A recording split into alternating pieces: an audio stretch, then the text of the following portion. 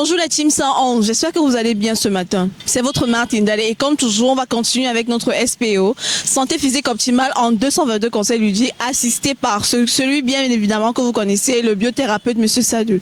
J'espère que vous êtes prêts parce que ça va envoyer.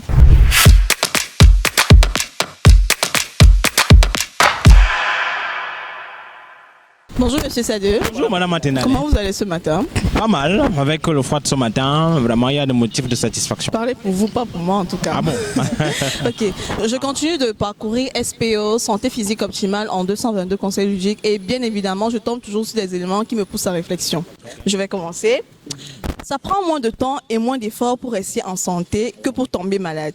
Je n'arrive donc pas à comprendre pourquoi le monde va si mal. Parce qu'on se rend compte que les personnes font beaucoup d'efforts pour pouvoir se maintenir en santé, mais on se rend compte que ça ne donne pas. Tout le monde est toujours malade. Et comment vous pouvez expliquer cela? La vérité, c'est que les gens ne font pas vraiment assez d'efforts pour être en santé. Parce que si c'était vraiment le cas, le résultat évident devait être qu'on aurait beaucoup plus de gens en santé. Le problème, c'est que malheureusement, et c'est ce qu'on n'arrive pas à comprendre, c'est que ce qui fait qu'on tombe malade nous coûte énormément de choses.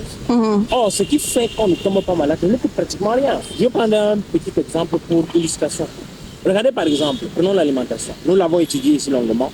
C'est que la maladie est généralement le résultat d'une auto-intoxication qui est très élevée. Parce qu'on accumule beaucoup de déchets qu'on n'arrive pas à éliminer. C'est ces déchets-là qui commencent à créer le terrain favorable pour que la maladie non seulement se développe, mais entretienne cette maladie-là. Maintenant, qu'est-ce qui fait qu'on accumule autant de déchets? Prenons le cas, disons quelque chose de très simple. Ok. Nous sommes dans la ville de Douala.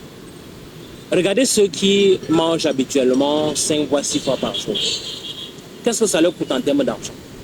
C'est des dépenses. Ça veut dire que s'il faut manger 6 fois par jour, c'est beaucoup d'argent. Qu'est-ce que ça leur coûte en termes de temps?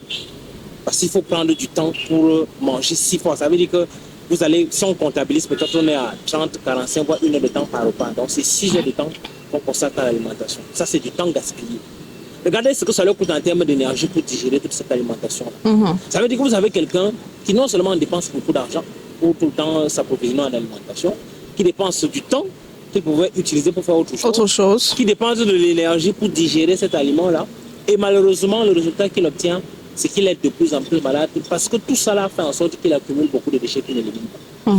Donc comment est-ce qu'on peut expliquer que quelqu'un soit en train de dépenser beaucoup d'argent, en train de gaspiller du temps et en train de dépenser encore toutes ses réserves d'énergie pour tomber malade? Alors que si vous prenez à contrario quelqu'un à côté qui peut-être mange peut-être 1 repas par jour, c'est un exemple que je prends. 1 repas par jour, ça veut dire qu'il économise l'argent de 5 repas par jour ou de 4 repas par jour. Il économise du temps. C'est-à-dire que passer le temps à mâcher, mastiquer, tout ça là, c'est du temps. C'est pas facile aussi. Pour son développement personnel, son développement social, son développement financier. Et le temps, l'énergie qu'il va consacrer pour cette digestion-là, c'est l'énergie économisée qu'il peut utiliser pour se développer sur d'autres plans. Ça veut dire que quelqu'un qui économise de l'argent, parce qu'il ne s'alimente pas beaucoup, qui économise du temps, parce qu'il n'a pas le temps à passer à digérer les aliments, et qui économise de l'énergie, parce qu'il faut de l'énergie pour digérer, le résultat qu'on obtient, évidemment, c'est la santé. C'est la santé. Donc comment est-ce qu'on peut expliquer qu'une personne soit en train de dépenser non seulement beaucoup d'argent pour acheter de l'aliment, soit en train de gaspiller du temps, et soit pour s'alimenter, et soit en train de perdre de l'énergie pour... Comment est-ce qu'on peut expliquer que quelqu'un choisit plutôt ça?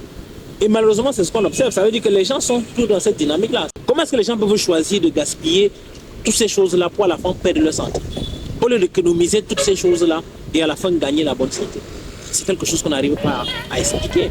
Et c'est tout, c'est ce qui m'amène à exprimer cette désolation-là. C'est vraiment mystérieux de comprendre ce déphasage-là.